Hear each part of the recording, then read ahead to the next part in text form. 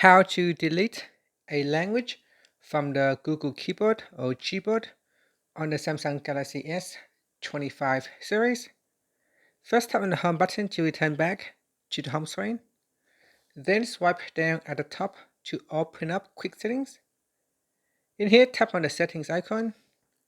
Then in the settings page, we scroll down. And from here, tap on General Management.